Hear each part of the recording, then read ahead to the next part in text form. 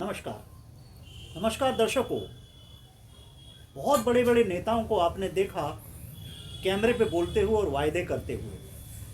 आज हमारे बीच में एक समाज सेवक आए हैं, राजाराम गौतम जी। राजाराम गौतम वैसे तो किसी परिचय के मोहताज नहीं है, लेकिन आज वो हमारे बीच में आए हैं एक नेता के रूप में कहें, उन्हें समाज सेवक के रूप में कहें। आइए उन्हीं से जानते हैं, राजाराम गौतम जी से।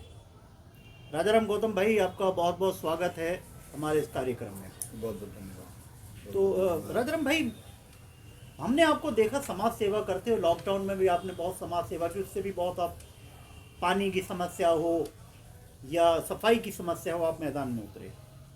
चुनाव लड़ने का आपने फैसला किया।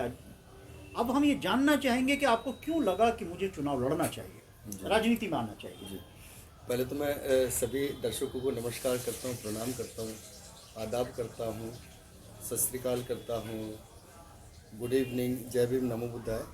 मेरी देवली विधानसभा की जनता को भी मैं प्रणाम करता हूँ। और मैं यही कहना चाहूँगा कि आपने देखा है कि किस प्रकार मैं काम किया करता था, और समाज सेवा का एक जुनून है। पता नहीं, एक गॉड बार बार, जैसे कहते नहीं कि कोई शक्ति है मुझे बार बार प्रेरित करती है।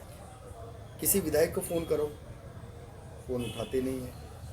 किसी निगम पार्षद को करो, सही से जवाब देते नहीं है। तो जब कहीं से एक संवैधानिक प्रक्रिया की ज़रूरत पड़ती है, कि कहीं सोच लगाने की ज़रूरत पड़ती है किसी ज़रूरतमंद इंसान के लिए, तो जब वहाँ से रिप्लाई नहीं मिल पाता है और जब उसमें हम सफल नहीं पाते, तो बड़ा अफसोस महसूस होता है। कि तब लगा नहीं यार, हमें खुद आना चाहिए सिस्टम को बदलने के लिए। तो तब लगा कि नहीं यार, अब फुल एंड फाइनल आओ। अगर आपको वाकई जनता का काम करना है तो आपके अपने कंधों पर बंदूक चलानी पड़ेगी, और जनहित के लिए। तो राजाराम जी, मैं आपसे ये जानना चाहता हूँ, किन मुद्दों को लेके आप चुनाव मैदान में उतरे? क्या ऐसी समस्याएं नजर आई जो मौजूदा सरकार है आम आदमी पार्टी की, तो वो तो कह रहे हैं कि हमने दिल्ली में सब कुछ कर दिया है, बिजली, पानी, गंगा बह रही है और घर घर में पानी है, स्वच्छ जल है, सफाई व्यवस्था में एमसीडी में भी केजरीवाल हैं। तो जो तमाम तरह के दावे हैं उसके बावजूद आप उतरे, बड़े हैरानी की बात है। क्या कहते हैं? अजीत भाई, शुरुआत में इनकी व्यवस्थाएं ठीक ठाक निकल करके आ रही थी। जी ठीक ठाक निकल करके आ रही थी। जनता के लिए बहुत अच्छे कार्य हो जी, रहे चाय थे। लेते हैं जी। जनता के लिए बहुत अच्छे कार्य हो रहे थे। लेकिन बाद में इनके विधायकों का रवैया, इनके निगम पार्षद का रवैया इतना खराब होने लगा कि ये लोग, इन्होंने क्या कर कि जब आप किसी समाज सेवक को नहीं लेकर के आएंगे, किसी परिपक्व व्यक्ति को लेकर के नहीं आएंगे, किसी को भी उठा करके आप विधायक बना देंगे, किसी के भी कहीं पर जॉब करने वाले व्यक्ति को आप उठा करके विधायक बना देंगे, निगम पार्षद बना देंगे, तो जो बिजनेस टाइप के लोग होते हैं वो तो सबसे पहले अपना घर बनेंगे साहब। और दूसरी व्यवस्था है, खराब ये व्यवस्था है कि पैसे पर टिकट, ये बिल्कुल वैलिड नहीं है। हम लोग जब अन्ना जी के आंदोलन के साथ जुड़े तो ये होता, भाई मेहनत करिए, काम करिए, और आपका कभी ना कभी नंबर आएगा। मेहनत कश लोगों को नंबर आता है। लेकिन वो बात यहाँ पर बिल्कुल सरासर झूठ निकली। केजरीवाल साहब ने इसको नकार दिया, और बहुत सारे निगम पार्षद, बहुत सारे विधायक पैसा देकर के टिकट लेकर के आए। ये आपका आरोप है? ये मेरा आरोप है, और ये बिल्कुल सही आरोप है। नहीं, देखिए कोई सबूत तो है नहीं, तो ये आरोप ही कहेंगे। हाँ, चलिए आप। लेकिन अब मैं ये जानना चाहता हूँ, आप जो देवली विधानसभा क्षेत्र की जनता, उससे कोई अपील करना चाहते हैं आप अपने? देवली विधानसभा की जनता से मैं यही अपील करना चाहता हूँ।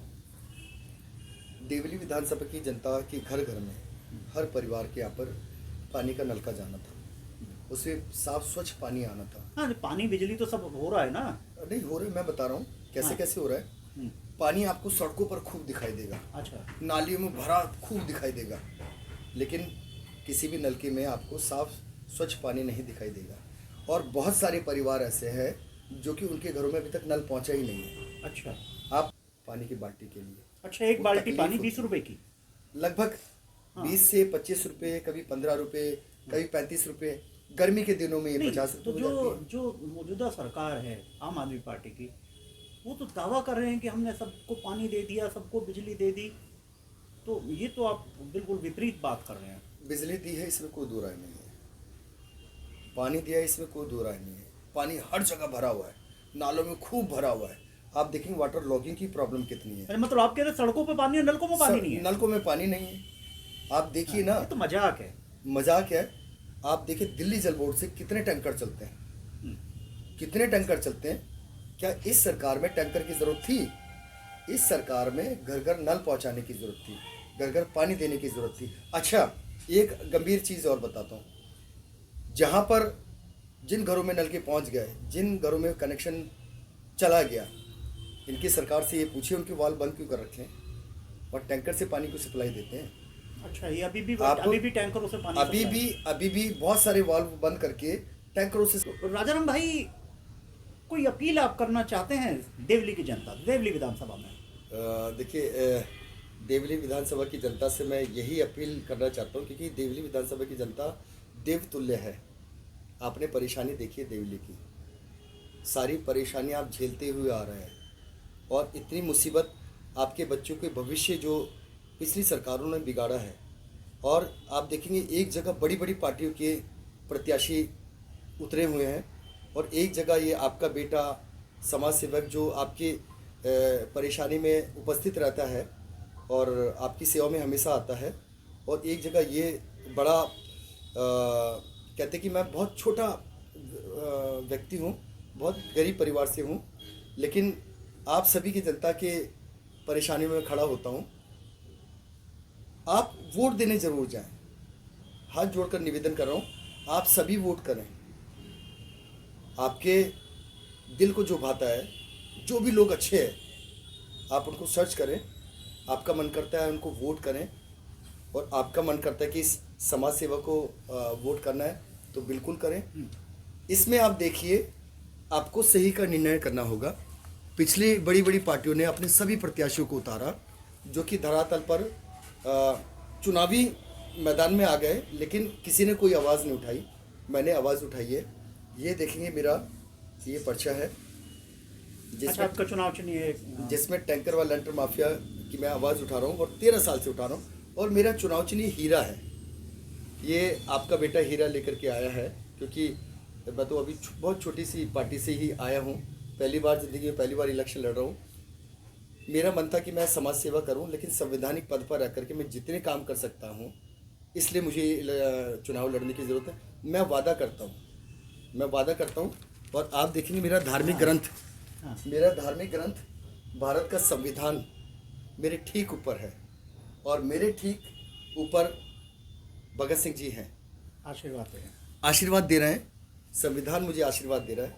मैं आपसे वादा कर रहा हूँ, और आपको मैं वचन दे रहा हूँ, मेरी विधानसभा में कोई प्यासा नहीं सोएगा, मेरी विधानसभा में कोई परिवार भूखा नहीं सोएगा, और मेरी विधानसभा में जितनी परेशानियां हैं, मैं वचन करता हूं संविधान का लेकर के कि आपकी सभी परेशानियों का निवारण मैं करूंगा, आपकी सेवा में उपस्थित रहूंगा। आप और हम मिलकर के काम करेंगे। आपको भी जिम्मेदारी उठानी पड़ेगी, आप भी जिम्मेदारी उठाइए मेरे साथ में।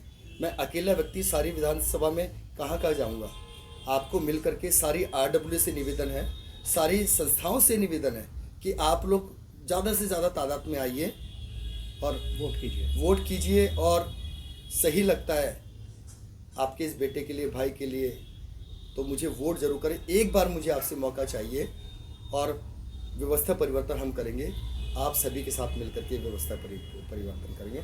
मैं यही संदेश देना चाहता हूँ, और सभी को नमन करता हूँ, प्रणाम करता हूँ। तो ये राजाराम गौतम थे, जो दिल्ली और देवली विधानसभा क्षेत्र की जनता से निवेदन कर रहे हैं कि वोट करने अवश्य जाएं, और ये ध्यान रखें कि कौन लोग आपके बीच में रह के आपके लिए आवाज़ उठाते हैं, कौन जनसेवा करते हैं, उसी को वोट करें जो आपके काम आता है।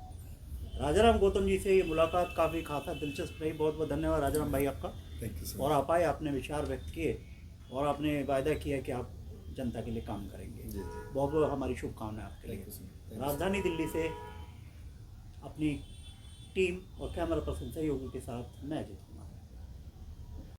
पेशे से अध्यापिका हैं, नाम है सुनीता जायसवाल। समाज सेवा के क्षेत्र में समाज सेवा कर रही थी और राजनीति में आगमन हुआ। आइए सुनीता जायसवाल से जानते हैं क्या आखिर ऐसा उद्देश्य रहा और क्यों ऐसी वजूहत मालूम पड़ी सुनीता जायसवाल को कि उनको राजनीति में आने की आवश्यकता महसूस हुई। सुनीता जी, आपका बहुत बहुत स्वागत है। सुनीता जी, क्यों आपको लगा कि राजनीति में आने चाहिए? आप बहुत अच्छा खासा आप अध्यापिका हैं, समाज सेवा के कार्य में भी हैं। जी, मुझे इसमें आना इस पड़ा कि हमारी जनता दुखी है। अच्छा। ठीक है, जनता को, बच्चों को एजुकेशन अच्छी नहीं मिल रही, सड़कें हमारी टूटी हुई है, बरसात में पानी जगह जगह भर रही है, पढ़े लिखे बच्चों को आजकल नौकरियां नहीं मिल रही हैं। कुछ नया चाहिए था।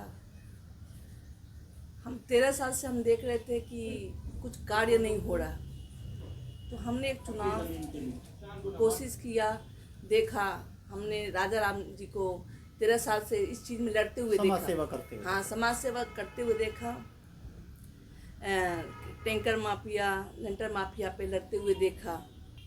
सोचा कि इनके साथ मिलकर क्यों ना सेवा या हेल्प करे।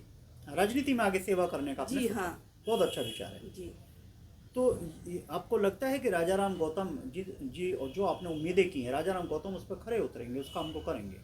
जी हाँ, इस पे मुझे भी उम्मीद है और जनता को उम्मीद है कि राजा राम जी इस पे खरे उतरेंगे और बहुत अच्छा काम करेंगे और बहुत अच्छा कैंडिडेट भी बनेंगे। क्या क्या ऐसे काम आपको लगता है कि क्षेत्र में होने चाहिए? देवली विधानसभा क्षेत्र की मैं बात करूँ। सर, सबसे पहले तो हमारी दिल्ली की एजुकेशन सबसे अच्छी होनी चाहिए। प्लस सेकेंड नंबर पे जो पानी टैंकर की जो देवली विधानसभा में प्रॉब्लम चल रही है जी। उसे ठीक करना। जगह जगह जो सड़कें टूटी हुई है उसे करना। तो 21 रुपये से किसी का घर नहीं चलता। 2100 रुपये, 2100। हाँ, इससे किसी का घर नहीं चलता। बस दे रहे फ्री, तो उससे क्या, बस से क्या लोगों का घर चल जाएगा? नहीं चलेगी। बहुत गंभीर आप बात कर रहे हैं। जी। 21 रुपये में किसी का घर नहीं चलेगा। उसी मुद्दे को लेकर हम आगे बढ़ रहे हैं। लेडीज़ों को 21 रुपये नहीं चाहिए। सबसे पहले हमारी अच्छी एजुकेशन चाहिए कि जो हमारे बच्चे पढ़ लिख कर कुछ बने। इसी मुद्दे को लेकर हम कोशिश कर रहे हैं, हम राजा राम जी को उठाए कि ये सब चीज़ कार्य को हम अच्छा बनाए, देश को अच्छा करें। सुनीता जी, देवली विधानसभा की जनता से आप कोई खास अपील करना चाहते हैं? देवली विधानसभा की जनता से मैं खास अपील करना चाह रही हूँ कि राजा राम जी को बहुत सारे बहुमत से उन्हें जिताए। वोट देने अवश्य जाएं। वोट देने अवश्य जाए। ये हमारे साफ सुथरे कैंडिडेट हैं, इन्हें बहुत सारे बहुमत से जिताए। बहुत बहुत धन्यवाद आपका सुनीता जी, आप हमारे कार्यक्रम में आए। कुछ और कहना चाहेंगे? जी अजीत जी, आपसे यही कहना कि आपने हमें बुलाया, आपका बहुत बहुत धन्यवाद। बहुत बहुत धन्यवाद आपका, आप यहाँ पर आए, थैंक बहुत अच्छा लगा। जी। और जनता की समस्याओं को लेके इसी प्रकार से अजीत एक्सप्रेस इंडिया आपके बीच में आता रहेगा।